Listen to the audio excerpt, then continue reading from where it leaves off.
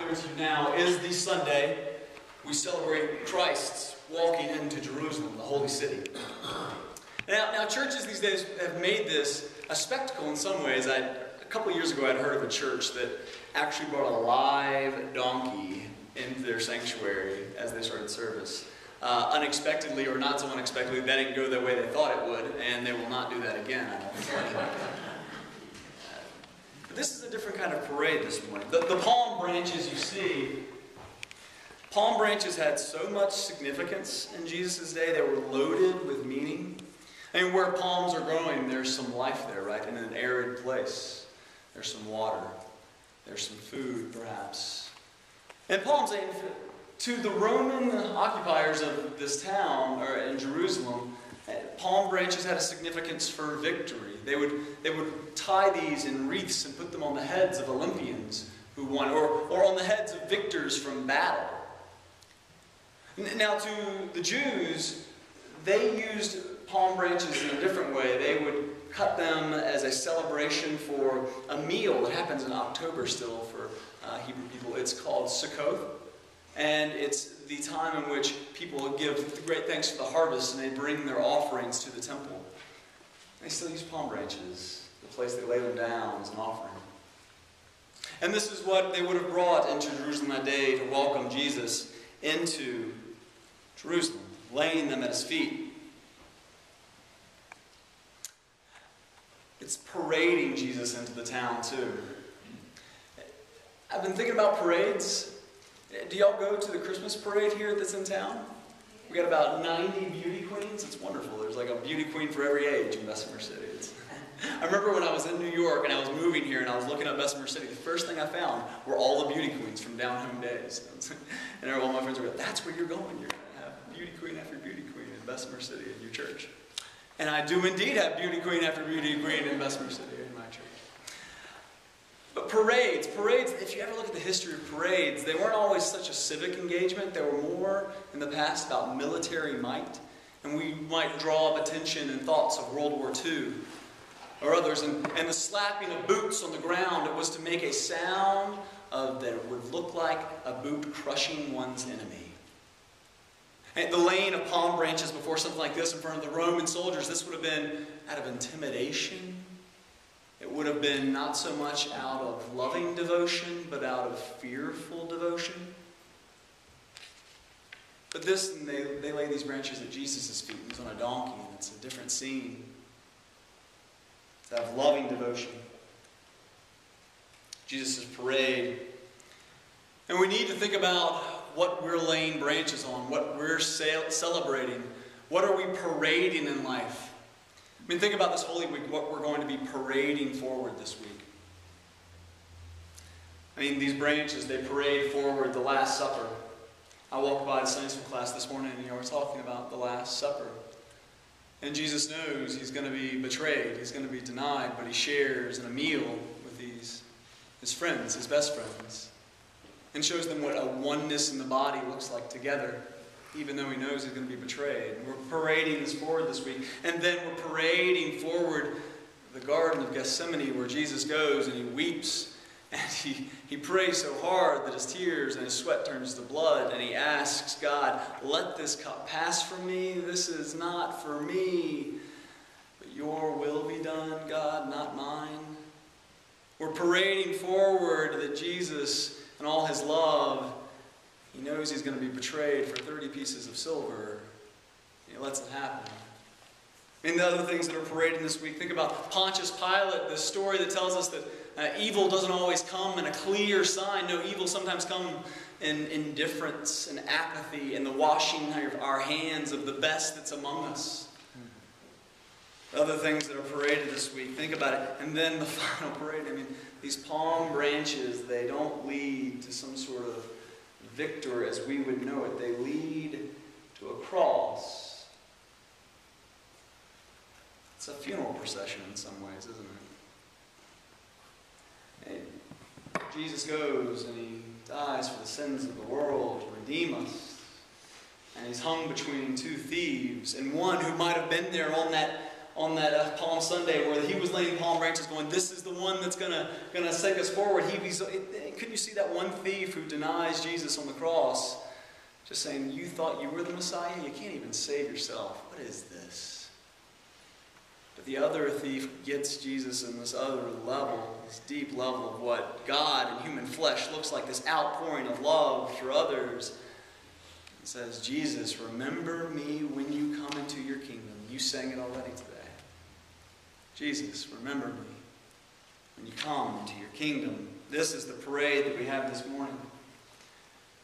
And he also teaches. Matthew 23 is one of the most no-holds-barred. Jesus holds no punches, pulls no punches on the Pharisees and the people in Jerusalem he comes to see. And he would have been in Bethpage, and coming into the city, he would have given this speech on what are called the teaching steps in Jerusalem. They would have led up to the temple. So I want you to imagine you're on teaching steps. To your left, if you're on these steps, you would look off to the left and you would see Bethpage in Bethany, where Jesus would have come down the Mount of Olives. And down the Mount of Olives, it's all tombs. It's a graveyard. Jesus would have come through and he would come into the city. And out in front of you, there's the Valley of Kidron, and then there's Gehenna, where all the poor folks live, and they burn the trash of the city there, and it translates into our language as hell. And on these steps, Jesus would have been giving this sermon and calling out the Pharisees for the types of lives they live while trying to lead people to God. And you heard some of these things already said. All who lift themselves up will be brought low, but all who make themselves low will be lifted up. And it goes on, and it's even more powerful as Matthew 23 continues. He says to the Pharisees, you lock people out of the kingdom of God. You give to God a tenth of mint, dill, and cumin, but you forget, and this is the key, you forget the weightier matters of justice, peace, love, and faith.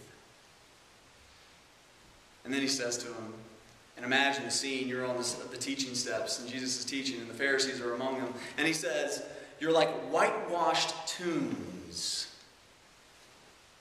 They look beautiful on the outside, but inside they are full of dead bones and all kinds of filth.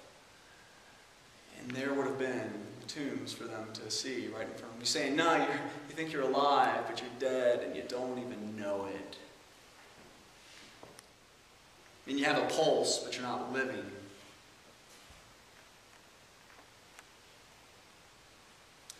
And we have to think about this morning, what are we celebrating? What are we parading for? What are we waving our palm branches for? And this is the heart of Holy Week right here. I mean, we often think about, what's best for us might be how we get up in the world, get a leg up. That's living, right? I mean, think about anytime I've said, man, this is living. It's mostly when I'm seeking something for myself, isn't it? Man, that's living. And Jesus offers during this parade, no, that's not living, is it? It's something quite the opposite. What is living for us? In these palms that go on Jesus' feet, he's going toward death and showing us on the way to death how to live. The way he might die, showing us how to live. I mean, Tim McGraw might have got it best, or was it Tim McGraw or who sang the song, I live like you're dying. I love sweeter. I gave forgiveness, I was denying. And Jesus takes this a little farther, not just to live as you were dying, but what are you dying for? What are you giving your life to? When are you dying to knock stuff off your bucket list? Are you dying for the weightier matters, right? Peace, justice, love, faith. I mean, what are you dying for?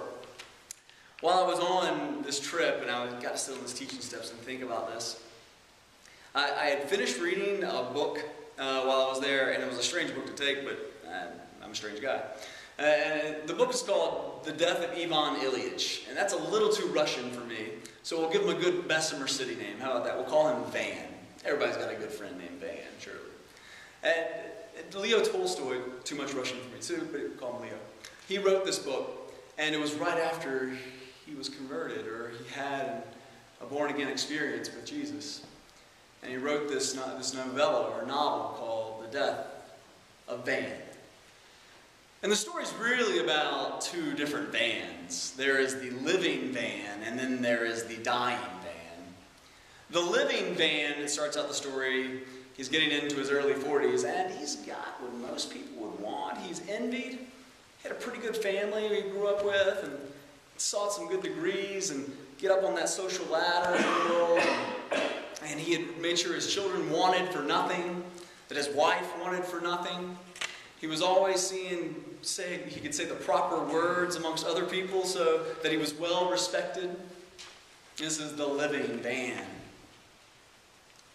And then, what Leo says when he's writing this, he says, his life was simple and ordinary and therefore tragic. And not simple and ordinary in a humble way, but because of what he was giving his life to. And then there's the dying Van.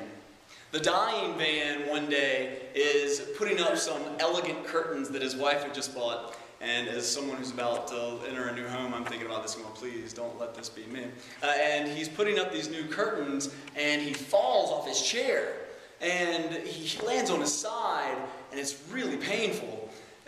But he doesn't really think much of it, and even with his family that evening, they kind of laugh about it, how clumsy he was, putting up the curtains in their grand window. And the weeks progress, and the pain gets a little worse. And he gets this taste in his mouth. And he goes, sees doctors, and this is the early part of the 20th century. They use a lot of language that's over his head. They talk about a floating kidney and just say, follow doctor's orders, and don't really worry about it. It's going to be fine. And the weeks go on, and he's not fine. He's getting worse. And he ends up in bed, and he'd never really thought much about God before, but now he's not even thinking about God. He's arguing with God. Why? Why is this happening to me? And his family won't even come to him because he's shouting to God, this is too weird. He's an inconvenience. We can't have this guy. And in his silent moments, he hears a voice that he can only describe as the voice of his soul. And it asks him two questions. It asks him simply, what do you want? Without thinking, his first response is to live. And the second question the voice of his soul asks is, how? Without thinking again, he says, as I lived before, pleasantly. And then there's silence. And this goes on several times through the weeks. And as he lives even more and he's in his bed and the pain gets worse, he also says, he has this bit of doubt creep in his mind, and he says once, maybe I haven't lived as I should. He thinks, maybe I'm one of those white tombs. But he shakes this off. No. I've done what any good man would do. I've sought the best for my family as I can see it. I've sought to have respect in the community. And then he sees it clearly one night when he's in bed. He says, I've been deceived by it all. I have forgotten the weightier matters of love, of peace, of justice, of faith. He had paraded the wrong things forward his whole life. I mean, don't we want a different kind of parade? Don't we want a different kind of celebration of the weightier matters? And this is what Christ offers us during Holy Week. To live like we were dying for this kind of love, this kind of peace, this kind of justice, the weightier matters of mercy. This is how Jesus saves us. Shows us a different way. Saves our soul, saves us from the apathy of being another kind of Pontius Pilate, saves us from seeking the wealth of 30 pieces of silver over this God in human flesh come to us to save us. This is how Jesus saves us. I mean, at some point in your lives, I know this is why you're here. At some point in the quiet of night, you hear that voice, and it may come in a different question, but it asks, what do you really want? May God guide you in how you answer that. I mean, and when you respond to live, may you hear Jesus beckoning you, inviting you, not to live as you always have before as Van, but to live as never before. I mean, to live so bad, want to live so bad you die for it. To remember the weightier matters. Follow Jesus. Seek perfect love, mercy, and justice. That in wanting it so bad you die for it, you live. What wondrous love is this?